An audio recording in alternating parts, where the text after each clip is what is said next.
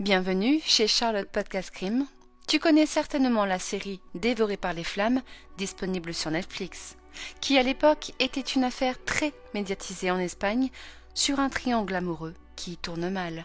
Alors assieds-toi confortablement et c'est parti pour l'histoire de Rosa Peral.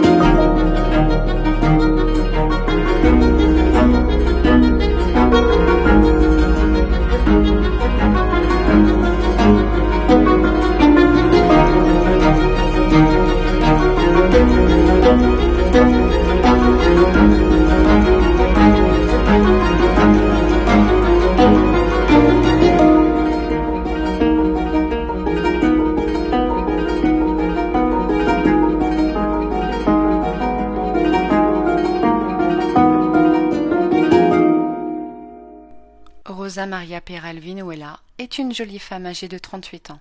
Elle est née en 1981 à Barcelone, a grandi dans une famille aimante de classe moyenne avec ses parents Rosa, d'origine marocaine, Francisco, d'origine espagnole, ainsi que son frère cadet, David. À l'époque, son père était un homme d'affaires et sa mère, femme au foyer. Rosa était une enfant brillante et joyeuse qui excellait à l'école et dans le sport, aimait particulièrement la natation où elle participait à de nombreux tournois.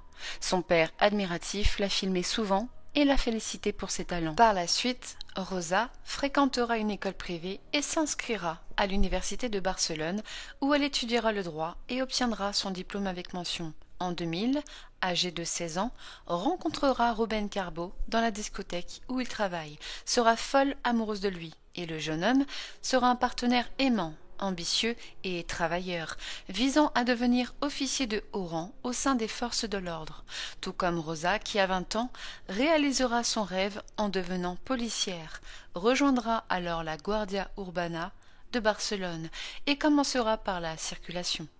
En 2008, Rosa aura 23 ans et intégrera le commissariat de Sutabella et au bout de quelques mois entretiendra une liaison avec le sous-inspecteur Oscar S. Cette liaison le cachera à Rubén, mais au bout de quelques mois, la belle voudra mettre un terme à cette liaison, ce qui rendra Oscar complètement furieux.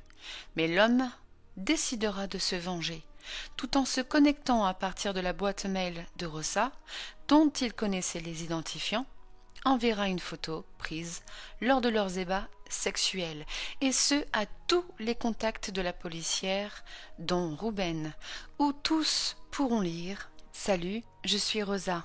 Depuis que j'ai quitté l'école, ça me manque de sucer des policiers. Mais depuis que je suis dans la Guardia Urbana, j'ai pompé un caporal et des officiers. Je baise sans capote, c'est plus de plaisir. Appelez-moi au... » Au vu de la situation, Rubén mettra un terme à leur relation. Rosa perdra tout, son couple ainsi que son honneur. De son côté, Oscar, lui, recevra tout le soutien de sa hiérarchie et se défendra en disant qu'il n'était pas à l'origine de cet envoi, que c'était Rosa qui l'avait transféré. Froissée, la policière portera plainte, mais recevra des appels de ses supérieurs lui demandant de la retirer, prétextant qu'elle lui gâcherait la vie. Justifieront cet acte de bêtise humaine concernant le transfert de cette photo, lui diront d'avancer et de passer à autre chose. Mais en attendant, cette photo, elle, continuera de circuler, même sur les portables des nouveaux agents entrant dans la police de Barcelone. Rosa sera dévastée. Par conséquent, demandera à être mutée dans une autre zone, pensant que cela la mettrait à l'abri des chuchotements, des ragots et des mauvaises blagues de la part de ses collègues. Par la suite, Rubén pardonnera Rosa de ses piètres infidélités et se remettront en couple. Auront 2 filles qui naîtront en 2010 et 2012. L'homme sera un père affectueux. Les parents de Rosa les aideront à financer l'achat de leur nouvelle maison à Cubellas et en 2013, le couple se mariera. Mais au fil du temps, Rosa s'ennuiera au sein de son couple malgré que Ruben fera tout afin qu'elle soit heureuse. Au sein de sa nouvelle unité, la policière essaiera de se construire une nouvelle image en jouant les durs, sera promue sergent en 2010 grâce à son professionnalisme et son dévouement, recevra plusieurs éloges et prix pour ses performances et réalisations. L'authenticité de Rosa marquera ses collègues, dont un, plus précisément, Albert Lopez Ferrer, son coéquipier, avec qui elle effectuera des patrouilles durant 12 heures, et ce, quasiment tous les jours. Sûre d'elle, comme elle l'a toujours été, la policière accomplira certaines missions afin de renforcer son image et prouvera encore et toujours de quoi elle était capable, comme lors de cette soirée en août 2016, durant les fêtes de Gracia, un festival qui a lieu tous les ans au cœur de Barcelone, où elle réussira à démanteler un réseau de vendeurs clandestins de canettes de bière, sans pour autant suivre les ordres de sa hiérarchie. Mais encore, quelques semaines plus tard, avec des faits un peu plus graves, interviendra avec son équipe pour un cas de tentative de suicide.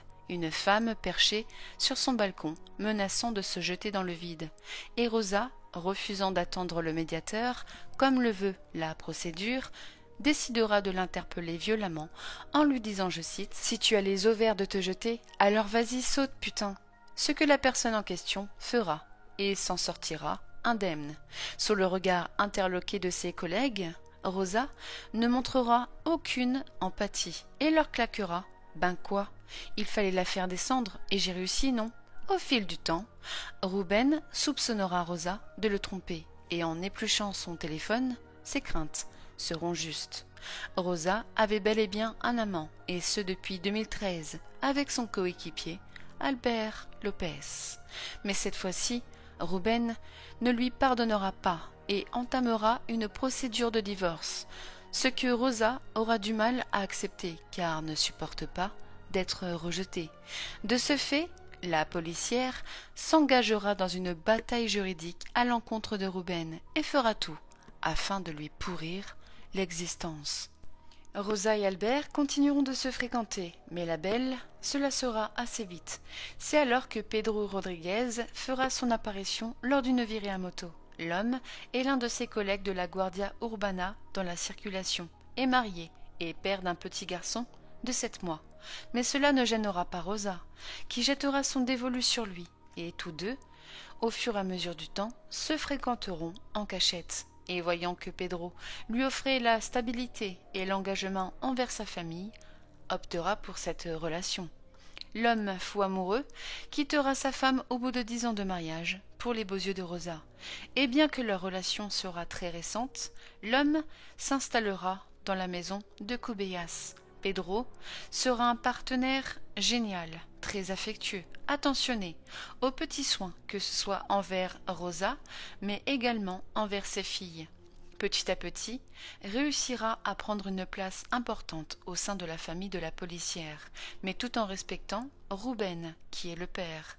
À sa demande, les fillettes l'appelleront Titi. Mais ce qui ressemblera à un nid d'amour dans un premier temps se transformera vite en une relation toxique, en raison des crises de Pedro. Et voyant cela, Rosa attisera encore plus sa jalousie par n'importe quel moyen, ce qui engendrera des disputes quasi quotidiennes. Rosa blâmera Pedro auprès de ses proches. Par ce biais, obtiendra la compassion de chacun. Le 12 janvier 2017, Albert se rendra chez Rosa, pensant que leur relation était toujours d'actualité, et comme à leur habitude, auront des rapports sexuels. Mais quelques jours plus tard, Albert apprendra par ses collègues que la belle vivait avec Pedro. Ébranlé, Albert se rendra à Cubellas afin d'avoir des explications. Et par chance, les deux hommes n'en viendront pas aux mains. Néanmoins, Albert s'en prendra à Rosa en lui faisant une scène de jalousie et repartira à moto. Et de rage, lui enverra un mail sur la route en lui disant « T'es qu'une pute, tu me fais vivre un enfer, je te hais, je t'aimais, j'allais tout quitter pour vivre avec toi et les enfants, mais je ne me suis jamais sentie aussi trahie. Ne me parle plus, les collègues savent tout. Je n'ai pas honte d'être cocu. Je vaux mieux que vous me dégoûtez, je suis en larmes. Je ne te pardonnerai jamais. Si je quitte la police et que j'en ai plus rien à foutre, ça ne s'arrêtera pas là. Inutile de répondre, salope. Rosa lui enverra alors près de 77 messages où l'un d'entre eux stipulera « Tu me manques. Je n'ai jamais eu l'intention de te blesser. Si tu me laisses te parler, je t'assure que je ne te ferai aucun mal. Quoi qu'il arrive, je t'ai toujours laissé le choix. Quoi qu'il arrive, tu es le seul à m'avoir eu. Et je veux que tu continues de m'avoir. » Le 27 mars 2017, Albert enverra un message en lui disant « Tout le monde parle de nous au commissariat. Ils attendent que l'on se croise. Ils veulent tous encore plus te chier dessus. » Mais quelques jours plus tard, renverra un message via Facebook avec un ton beaucoup plus modéré où il lui dira « On pourrait faire comme si de rien n'était quand on se croise ?» Rosa lira le message mais ne répondra pas, ce qui, une nouvelle fois, le mettra en colère. Donc lui écrira « Je vois que tu t'en fiches. Pourquoi je suis bloqué sur WhatsApp? Ton mec est si jaloux que ça? Ne sois pas bébête, tu sais que je suis gentil. Je ne te causerai pas plus de problèmes, crois-moi, je ne t'ai jamais menti. » Et, à partir de ce moment-là, ne lui renverra plus de messages. Lorsque, le 8 avril 2017, alors que Rosa sera en compagnie de ses amis au café, lui enverra un message, en lui proposant de passer en sachant qu'il travaillait, lui indiquera qu'ils n'auront probablement pas d'autre occasion de se voir. Donc, Pedro les rejoindra habillés en uniforme et pour la première fois depuis leur relation, lui déclarera son amour et ce devant toutes ses amies. Il lui sortira une bague en lui disant « Si jamais tu changes d'avis », Rosa, surprise, lui prendra sa bague et l'enfilera à son doigt. Pour autant, n'acceptera pas sa proposition, mais sans le lui dire, car Pedro l'avait déjà devancée. Ceci dit, montrera à ses amis à quel point elle est irrésistible et agitera ses mains tout en montrant les 2 bagues de fiançailles qu'elle portera sur chacune de ses mains, ce qui fera rire ses amis, et en toute confidence leur chuchotera avoir déjà fait son choix, que Pedro est un homme qui s'habille et baise mieux. Cependant, gardera tout de même la bague d'Albert. Le 15 avril 2017, à 17h22, Rosa enverra un message à son amie Judith sur WhatsApp, où elle écrira « Avant, j'étais heureuse. Il me donnait tout. Il voulait m'épouser. Mais on se dispute tous les jours. » Son amie lui répondra qu'elle est désolée. Merde. Et Rosa lui confiera « Albert n'était pas aussi gentil avec toutes les femmes. J'étais folle de lui. » Judith lui écrira « Tout va de travers entre vous. Chacun devrait suivre son chemin. » Et Rosa conclura la conversation en lui écrivant « On ne sait jamais. S'il changeait sa manière de penser, qu'il abandonnait tout, et que je n'étais pas avec ce mec, les choses impossibles sont juste un peu plus difficiles à avoir. » Le jeudi 4 mai 2017, un cycliste prénommé Joël, habitué à pédaler le long des pistes qui bordent le barrage de Foix, situé dans la commune de Castellet et du Gornal, à 60 km de Barcelone, découvrira un véhicule de marque Volkswagen complètement incendié, fumant encore. Joël contactera la police. En arrivant sur place, les mozos de la Escuadra penseront en premier lieu que la méthode employée ressemble à celle de la mafia, car le Pantano de Foix est un lieu où de nombreuses voitures sont laissées à l'abandon par des criminels ainsi que par des trafiquants de drogue. En vérifiant l'intérieur de la Golf GTI, ne remarqueront rien d'anormal, mais en ouvrant le coffre, découvriront un corps complètement carbonisé, et l'état du cadavre sera si déplorable qu'ils ne seront pas en mesure de connaître le genre de la personne ni son âge et feront appel à la police scientifique. En entrant le numéro de plaque d'immatriculation sur leur base de données, les agents apprendront une information capitale, que le véhicule carbonisé appartient à Pedro Rodriguez, âgé de 38 ans, un motard de la Guardia Urbana de Barcelone, mais ne seront pas en mesure de savoir si le véhicule avait été volé, ou même s'il s'agissait du corps de Pedro, et le contacteront par téléphone, mais tomberont sur sa messagerie. Sur la scène de crime, les experts ne pouvant relever d'ADN examineront le véhicule ainsi que le site et en procédant, remarqueront un élément crucial. En effet, en fouillant les cendres méticuleusement, découvriront un morceau de métal ressemblant à une prothèse où il sera inscrit un numéro de série. De ce fait, les experts effectueront des recherches sur le parcours médical du policier et apprendront très vite qu'il avait été opéré du dos quelques mois plus tôt. Les numéros de série correspondants ne laisseront plus de place au doute en ce qui concerne l'identité de la victime. Pedro Rodriguez était bien l'homme que l'on avait assassiné. En l'apprenant, la brigade criminelle de la Mozos procédera aux investigations, tentera de comprendre les raisons de ce crime infâme envers Pedro. Cependant, ce policier de la circulation avait déjà fait parler de lui 9 mois plus tôt, lorsqu'il avait été suspendu de ses fonctions. L'incident s'était produit le 15 août 2016 à 17h45. La patrouille dont faisait partie l'agent Rodriguez effectuait un contrôle devant une station-service sur la route de Rabasada à Barcelone, quand un motard prénommé Marc, âgé de 18 ans, avait refusé de s'arrêter sans écouter les ordres de l'agent Rodriguez. De plus, le motard avait tenté de les écraser, ce qui avait mis Pedro hors de lui. Alors, avait enfourché sa moto afin de le poursuivre et avait fini par le rattraper, et dans un excès de rage, l'avait mis à terre et avait levé son poing contre lui, mais au moment de le frapper, avait fini par le laisser partir. Cette bavure lui avait valu une suspension de travail et de salaire irréversible, et cette décision contre l'agent Rodriguez, qui n'avait jamais connu de problème auparavant, avait provoqué un profond malaise au sein de la Guardia Urbana. En revanche, et de manière assez suspecte, Marc n'avait pas déposé plainte. En enquêtant sur ce motard, les agents l'écarteront vite comme suspect et se rapprocheront des proches de la victime, en commençant par son ex-femme, Patricia, elle aussi policière et mère du petit garçon de Pedro. En la contactant par téléphone, les enquêteurs lui annonceront la mort du policier, ce qui la bouleversera et leur confiera que Pedro vivait à Cubellas, au domicile de sa nouvelle partenaire Rosa Peral, membre de la Guardia Urbana. Elle aussi ajoutera que la policière devait se trouver à son domicile, car ne travaillait plus en raison de sa dépression. Sans plus tarder, les Mozos se rendront au domicile de l'agent Peral, mais dans un premier temps ne lui indiqueront pas la mort de Pedro. Lui demanderont où se trouve Pedro. Rosa les accueillera très calmement et leur expliquera ne pas l'avoir vu depuis 2 jours suite à une énième dispute conjugale, que celui-ci avait quitté le domicile, qu'elle n'était pas inquiète car cela était très fréquent. Mais après ces informations, les agents lui apprendront la mort de Pedro et celle-ci montrera un certain détachement, ne versera aucune larme, ce qui interpellera les agents, et lui demanderont de venir au commissariat afin d'effectuer sa déposition.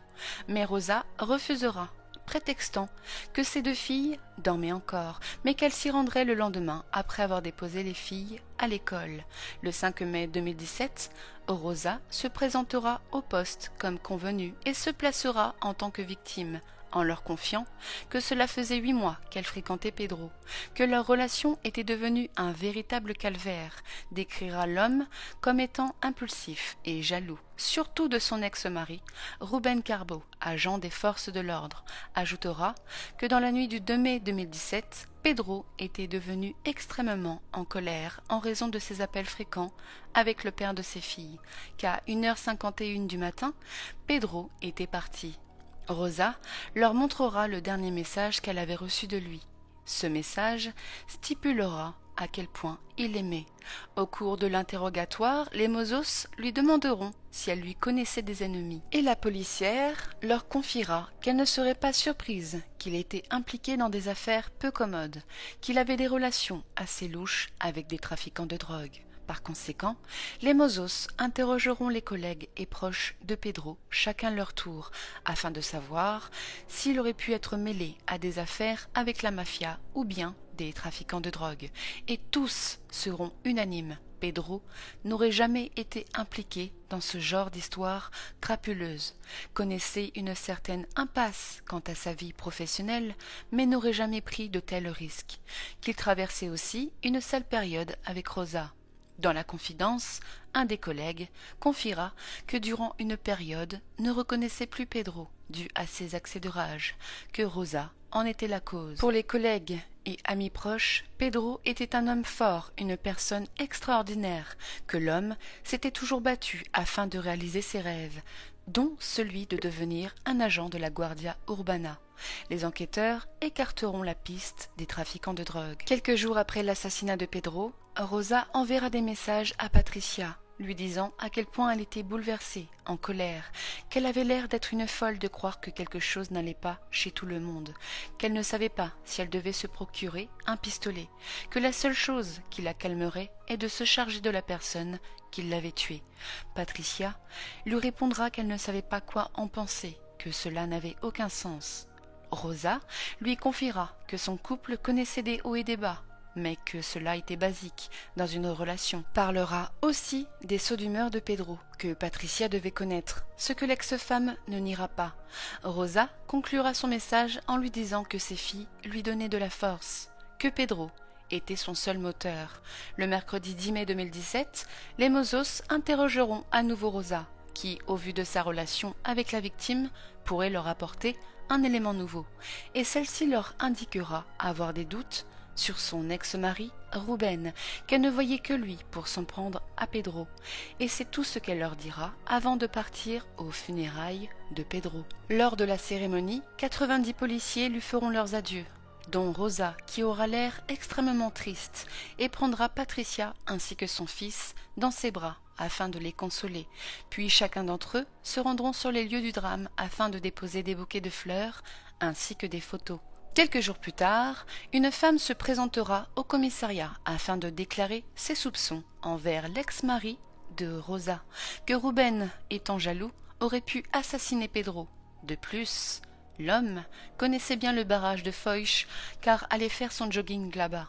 Pour les enquêteurs, ce témoignage leur semblera assez étrange, surtout après l'audition de Rosa, qui l'avait quasiment incriminé.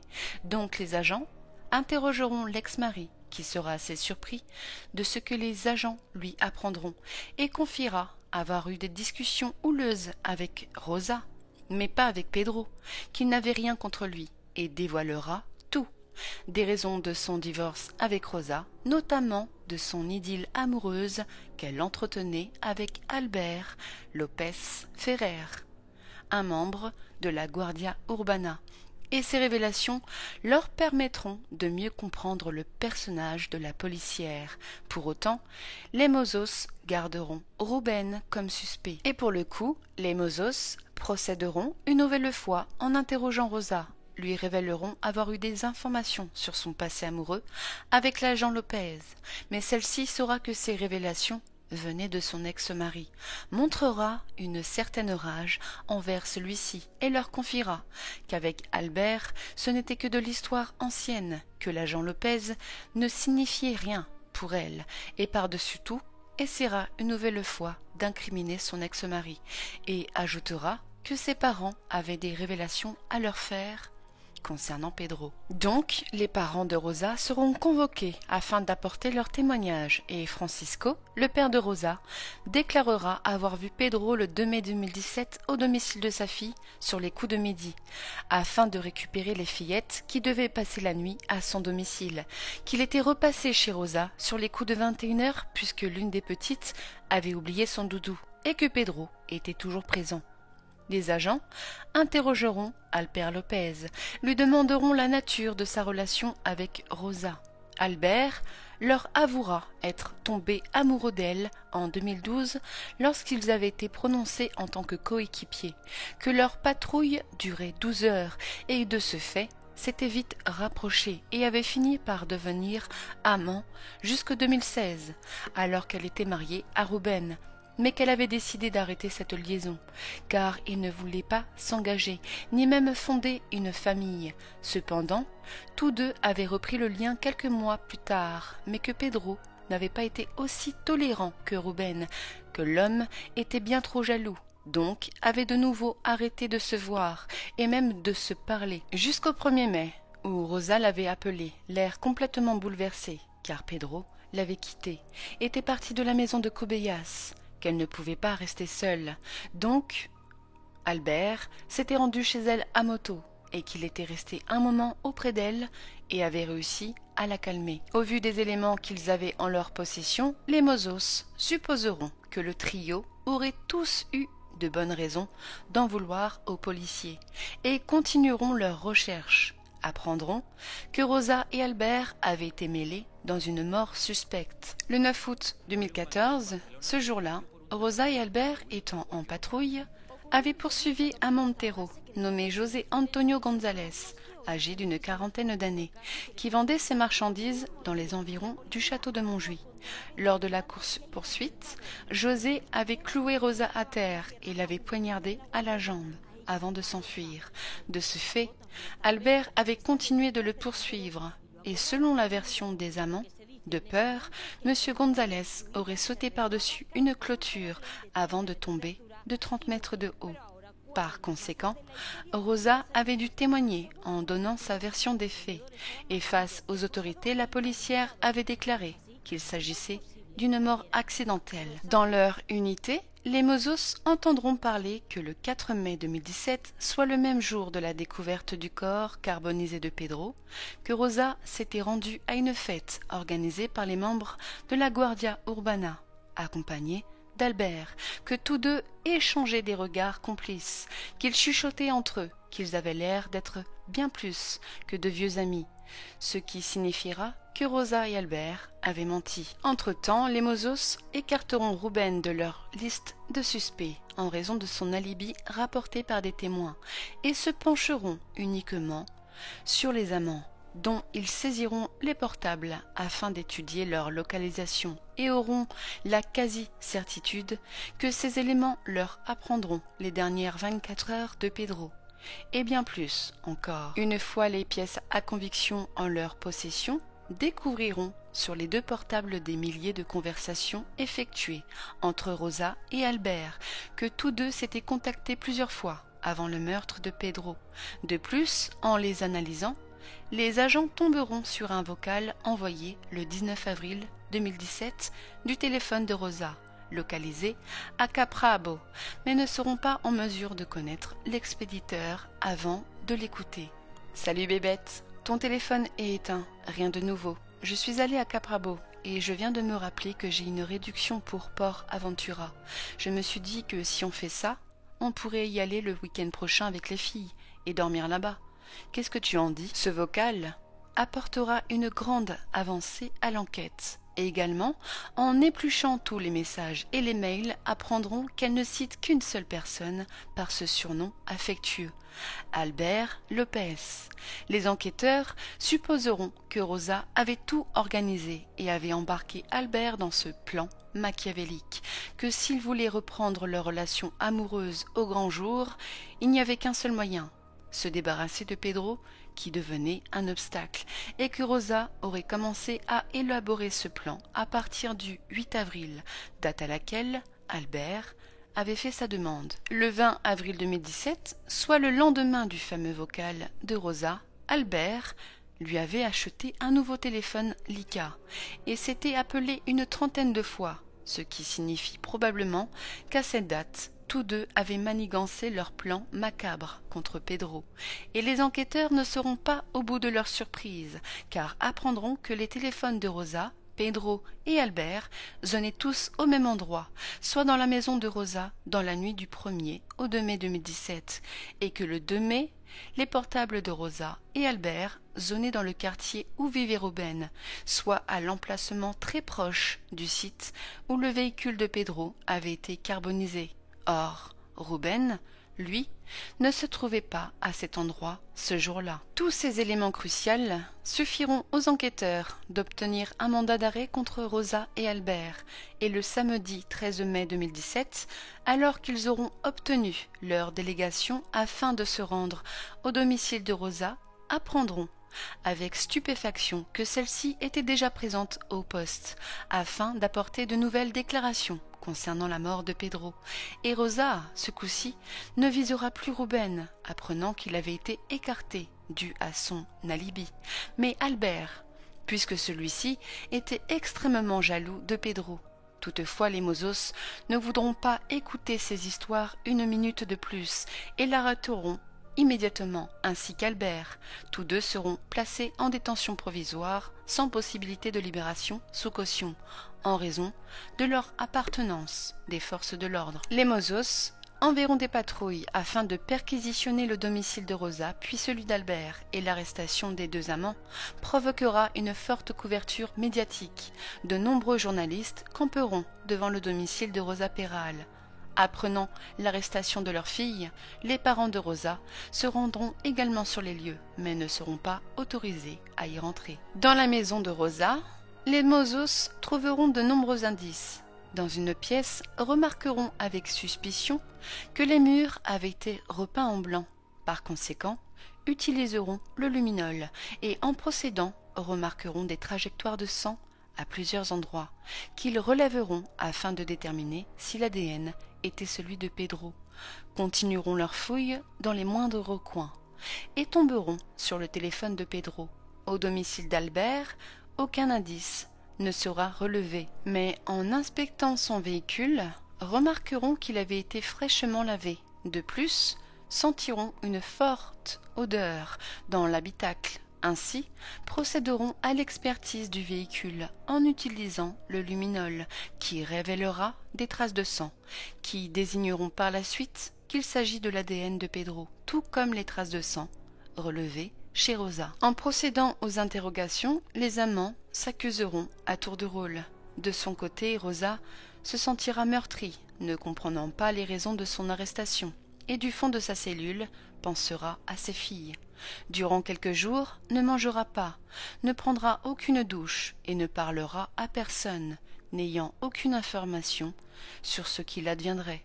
Mais les médias, eux, s'empareront de l'affaire et la nommeront Rosa la veuve noire de la Guardia Urbana, la traiteront de femme infidèle, de menteuse, manipulatrice, de femme toxique qui rend fou les hommes. D'ailleurs, les membres de la Guardia Urbana exprimeront la même chose sur leurs collègues. Au centre pénitentiaire, les parents de Rosa lui rendront visite, à qui elle confiera ne pas être impliquée dans le meurtre de Pedro, qu'elle avait dû mentir aux enquêteurs puisqu'Albert l'a terrorisée. Le 14 mai 2017, alors que deux agents remettront les clés du domicile de Rosa, Francisco, son père, se mettra à pleurer, leur disant qu'il voulait leur dire la vérité, que le 2 mai 2017, à midi, il n'avait pas vu Pedro, qu'il n'était pas rentré à son domicile, que Rosa l'avait appelé pour qu'il puisse garder les filles.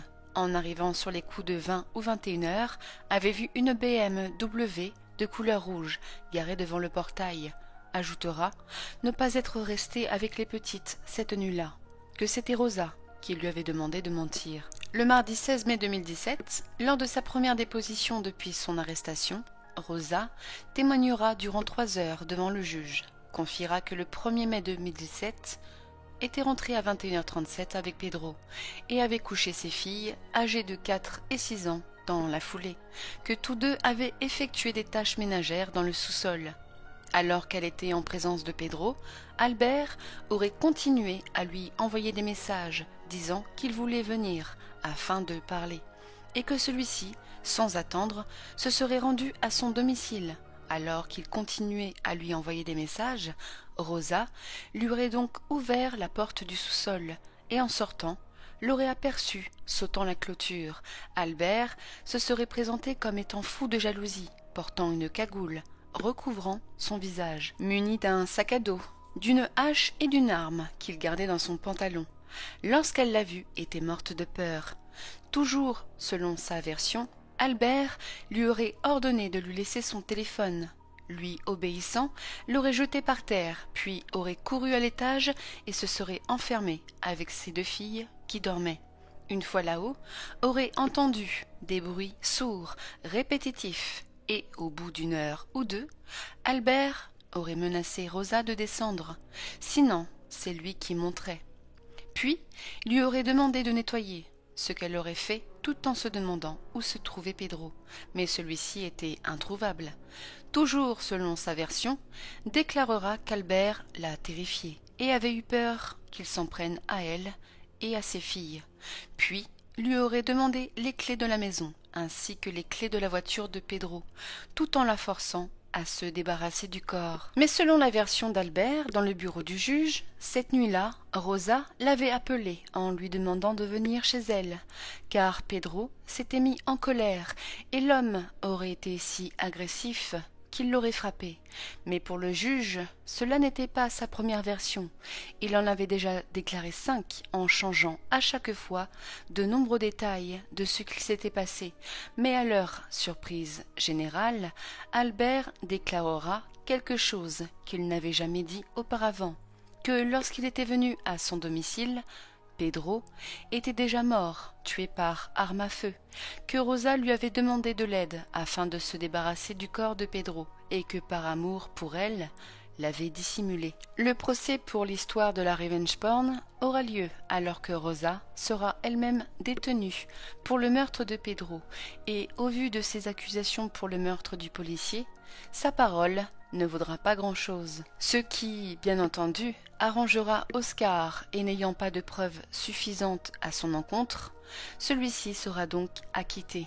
Pour l'avocate de Rosa, l'instruction avait été bâclée, que les autorités auraient dû prendre en compte la version de sa cliente qui avait pu enregistrer Oscar, lui avouant qu'il était bien l'auteur du transfert de la photo. La reconstitution des faits aura lieu le 20 mai 2017, réunissant les 2 amants au domicile de Rosa ainsi que sur les lieux du crime. Mais tous 2 garderont toujours la même version à s'accuser mutuellement, surtout de la part de Rosa. Au cours de la procédure, les Mozos apprendront que la fille aînée de Rosa, Emma, avait confié à son père ainsi qu'à sa compagne, Antonia, avoir vu sa mère portant des taches de sang, également vu Rosa porter le corps endormi de Pedro dans les escaliers.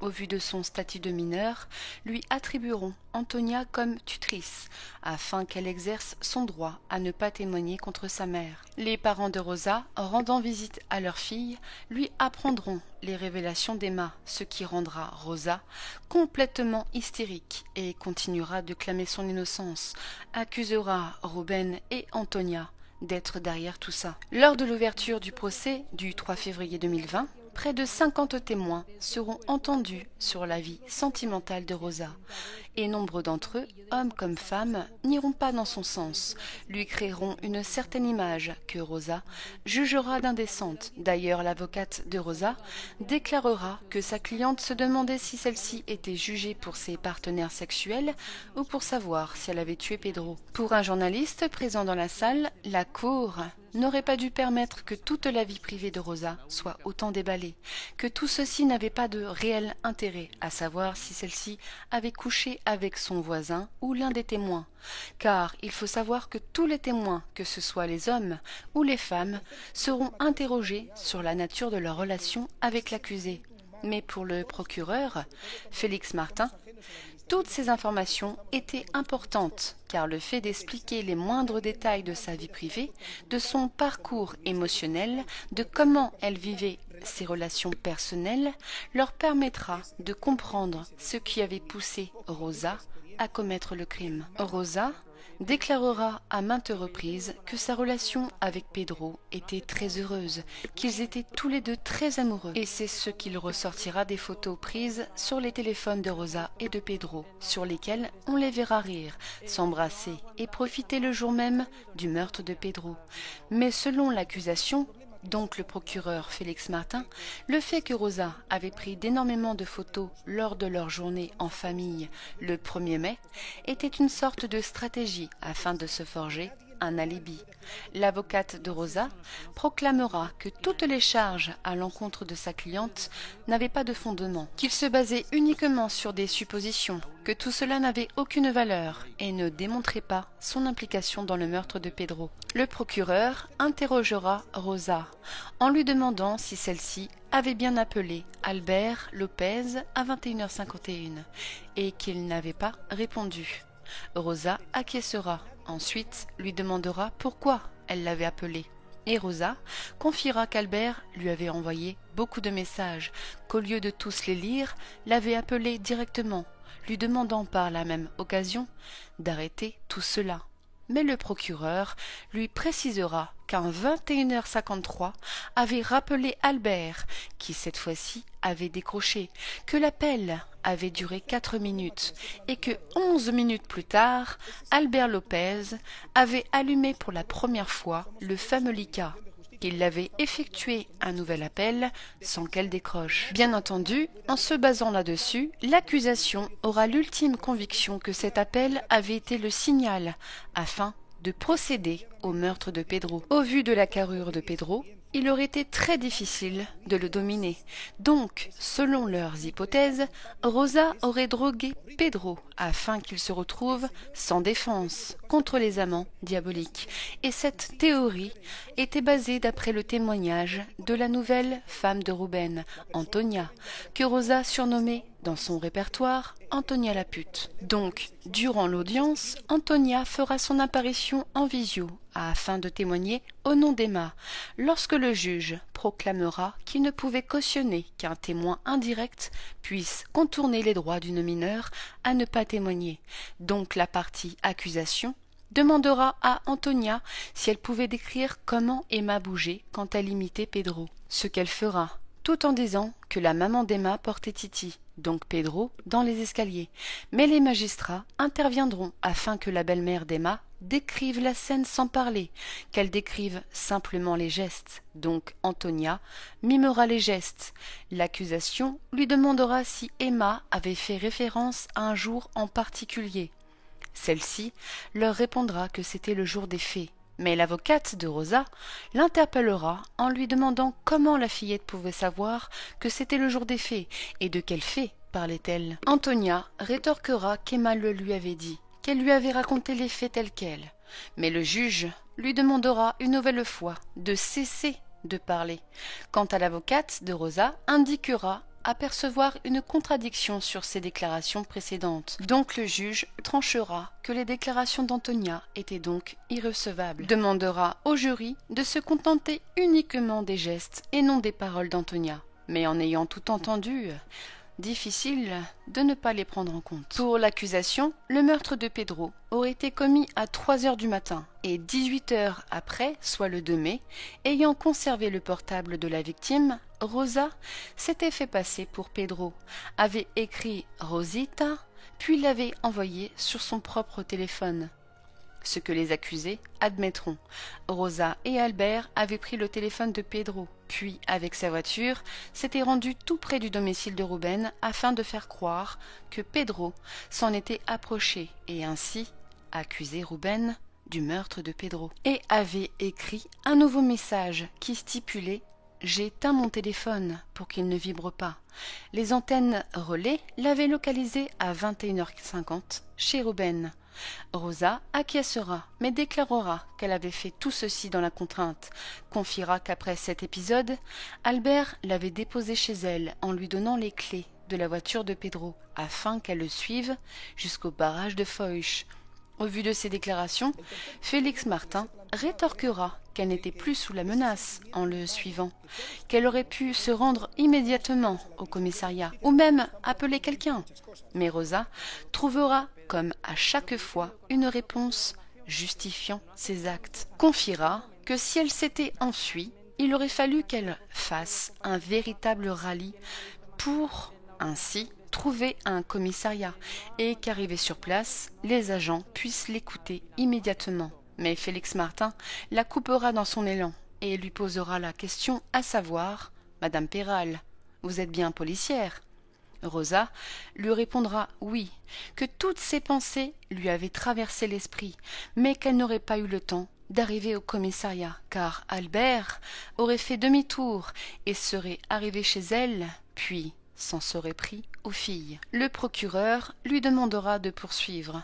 Ainsi, Rosa expliquera avoir été directement au lac artificiel, tout en suivant Albert, qui savait parfaitement où il allait, puisqu'il avait mis son clignotant. En arrivant sur place, Rosa confiera qu'au moment où elle patientait dans son véhicule, s'était demandé ce qu'elle faisait là, qu'elle avait attendu, en restant immobile, tout en craignant Albert, qu'elle n'avait pas su comment réagir. Puis Albert aurait ouvert les portières, sortant 2 jerrycans. En voyant cela, Rosa s'était demandé si les 2 gros bidons contenaient de l'essence. C'est alors qu'Albert se serait approché d'elle et, pensant qu'il allait l'asperger, serait sorti de la voiture et aurait couru de toutes ses forces, sans s'arrêter ni se retourner, qu'il l'aurait poursuivi en voiture, puis, arrivé à sa hauteur, lui aurait ordonné de monter dans le véhicule, auquel cas allait s'en prendre aux filles. Pour le procureur, la théorie selon laquelle Rosa Peral aurait eu peur d'Albert Lopez ne concordait absolument pas avec le comportement de celle-ci les jours suivant la mort de Pedro Rodriguez.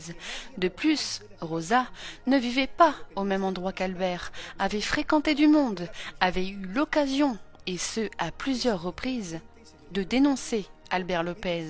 Félix Martin lui demandera de poursuivre afin d'expliquer la suite. Celle-ci commencera à s'exprimer tout en se retenant de pleurer. Confiera qu'après qu'elle soit montée dans le véhicule, Albert l'aurait emmenée jusqu'à son domicile en lui demandant de ne rien dire. De ce fait, Rosa lui avait répondu qu'elle ne ferait pas de déclaration pour la voiture, qu'elle s'en fichait, que cela était juste du matériel, et lui aurait demandé à ce qu'il la laisse tranquille. Pour la défense, il n'y avait que du jugement sur ces actes ultérieurs, que la Cour n'avait aucune preuve de ce qu'il s'était passé vraiment ce jour-là, que Rosa était jugée car avait montré très peu d'émotion sur le fait qu'elle n'avait rien dit à propos d'Albert, qu'elle avait l'impression que personne ne la croyait sur le fait qu'elle avait peur d'Albert. Le procureur proclamera que la version des accusés était digne d'un film, qu'ils avaient tous deux planifié le meurtre de Pedro au moins 1 semaine avant. Cependant, n'étaient pas en mesure de déterminer comment les accusés avaient tué Pedro. Donc, si on résume les faits, Rosa, qui aurait pu se contenter simplement de quitter Pedro, avait décidé que le meilleur moyen était que Pedro disparaisse et pour cela avait usé de tous ses atouts afin de convaincre Albert de se débarrasser de l'obstacle, afin qu'ils puissent vivre à nouveau leur relation au grand jour. L'ont donc empoisonné avant de le tuer à coups de hache, puis ont brûlé le corps pour faire croire que celui-ci avait quitté les voiles. Cela était pour Rosa le meilleur moyen de se positionner en tant que victime auprès de ses proches. Mais leur plan tombera à l'eau, puisque le corps du policier détenait une prothèse, ce matériau métallique qui ne peut fondre même à très haute température, ce qui a donc permis d'identifier le corps. Et sans cet élément essentiel, personne n'aurait été en mesure de savoir s'il s'agissait de Pedro Rodriguez. Aucun d'eux n'expliqueront la cause de la mort de Pedro avant de l'avoir brûlé. Ce n'est qu'avec les trajectoires de sang révélées chez Rosa que les enquêteurs, ainsi que l'accusation, supposeront que Pedro avait été tué à coups de hache, ainsi qu'avec un pistolet. D'ailleurs, en analysant l'arme de service de Rosa, les enquêteurs avaient découvert qu'il lui manquait une balle. Au terme du procès, les conclusions du procureur seront exprimées ainsi. Rosa vit dans un monde alternatif, avec des règles différentes. Pour moi, elle semble avoir du bagout, c'est-à-dire qu'elle pourrait être un escroc de fête foraine.